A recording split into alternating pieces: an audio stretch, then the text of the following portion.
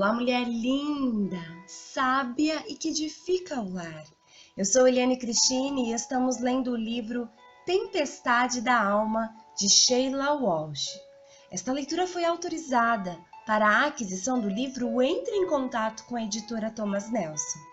Estamos dando início à leitura do primeiro capítulo, Quando um tsunami atinge o coração, do sofrimento à força. Áudio número 3. Pai, eu oro pela amiga que me ouve. Em meio ao sofrimento, Tu és a nossa fortaleza. Que ela possa compreender que está sustentada em Ti e que o Senhor é aquele que ordena a tempestade se acalmar. Eu oro em nome de Jesus. Amém. É um lugar secreto, a terra de lágrimas. O Pequeno Príncipe. O Senhor está perto dos que têm o coração quebrantado e salvos de espírito abatido. O justo passa por muitas adversidades, mas o Senhor o livra de todas. Salmos capítulo 34, do versos 18 ao 19. Sou fanática por futebol americano. Aos meus amigos ingleses, não estou me referindo aqui àquele grande e glorioso esporte do mesmo nome, futebol. E sim, ao futebol praticado unicamente no contexto norte-americano, em que homens imensos com ombreiras enormes são derrubados pelo equivalente a um touro gigante em esteroides. Não me importa em dizer que demorei um pouco para perceber isso. O futebol americano, com sua avalanche de regras obscuras, não é um esporte fácil de entender para quem não cresceu convivendo com ele.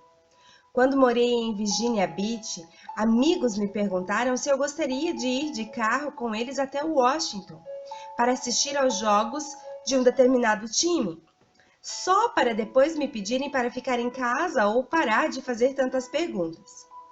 Naquele jogo havia muita coisa que me parecia incompreensível. Por exemplo, quando um grupo de homens parecia estar fazendo um bom trabalho para dominar o jogo, por que eles tinham de ir para o banco? E depois que algo desse errado, por que tinham de deixar outro grupo fingir? O que é exatamente uma desvantagem e quando saber que se está em desvantagem? E se você estiver em desvantagem, no lugar certo? Por que os técnicos jogam um lenço no campo quando estão insatisfeitos com uma decisão? Sempre pensei que é justamente quando estamos infelizes que precisamos de um lenço. Tudo mudou para mim, no entanto, quando William, meu pai de criação, veio viver conosco.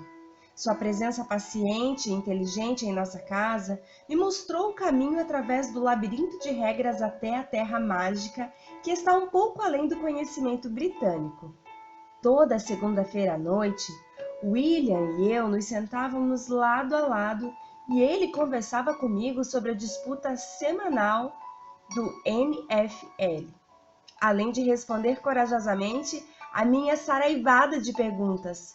O que é o primeiro down? Por que aquilo não foi um touchdown?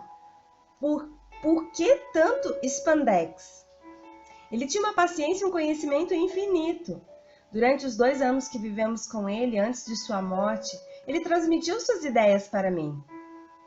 O último grande jogo a quem assistimos juntos foi entre o São Luís e o Tennessee, no Super Bowl. Um jogo formidável para nós. Naquela época vivíamos em Nashville, então o nosso time, os Titãs, fizeram uma apresentação no maior palco de todos.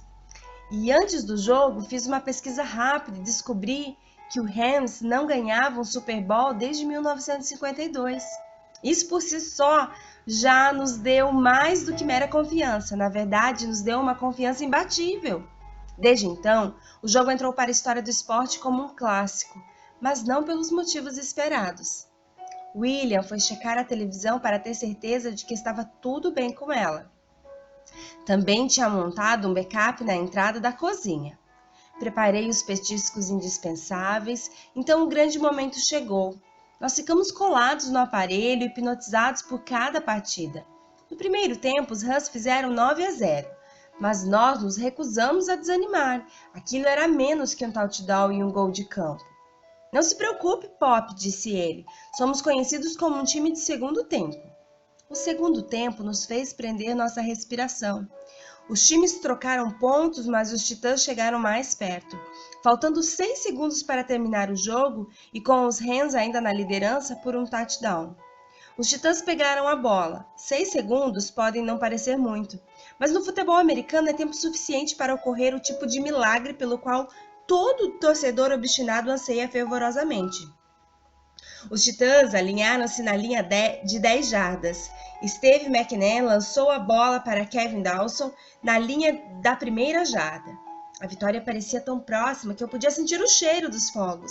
Até que o impensável aconteceu. Na defesa do Rams, Mike Jones atacou Dawson e o derrubou bem perto da linha do gol. Dawson esticou o corpo para alcançar o gol e eu gritei desesperadamente como se isso pudesse empurrá-lo alguns centímetros à frente. Mas não teve jeito. Jones envolveu Dawson com seus braços enormes como uma jiboia de 20 quilos. Os fãs do Rams explodiram em todo o estádio enquanto William e eu ficamos sentados em silêncio incrédulos.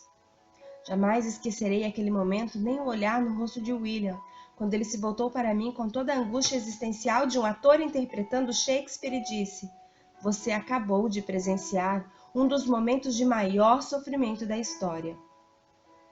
Agora eu sorrio sempre que me lembro do drama do nosso sofrimento.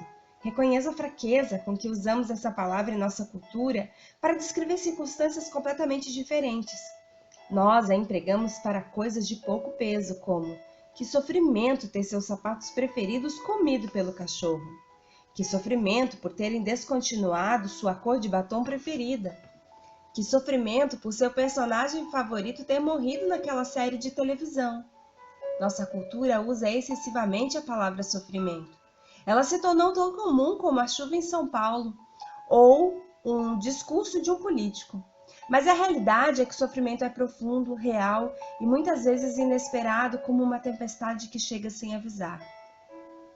Vimos isso no dia 20 de maio de 2013, quando um tornado F5 arrasou a localidade de Murray, em Oklahoma, deixando um rastro de morte e destruição em seu caminho. Aquele tornado de mais de 1,6 quilômetros de largura permaneceu no chão por quase 40 minutos. Um tempo sem precedentes. Aqueles quase 40 minutos mudaram as vidas de muitas pessoas. Naquele dia morreram 23 pessoas, das quais 7 eram crianças do ensino fundamental. Houve 377 feridos. No amanhecer do dia seguinte, nós começamos a ver a pilha de destroços e brinquedos jogados em árvores, o único sinal das famílias que um dia viveram lá.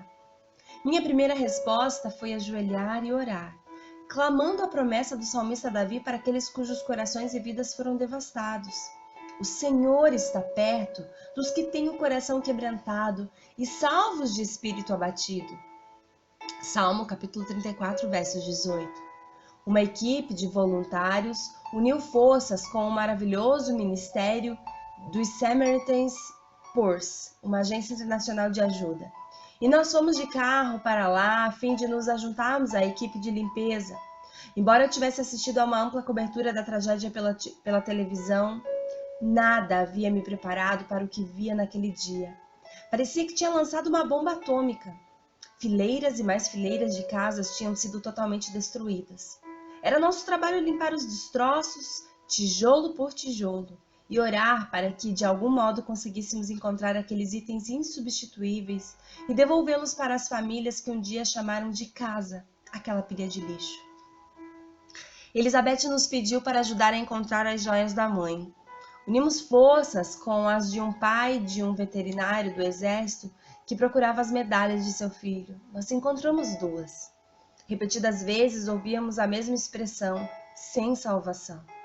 Mofo, asbestos ou lama quase impossibilitaram salvar qualquer coisa. Era um cenário de sofrimento, de uma devastação absoluta.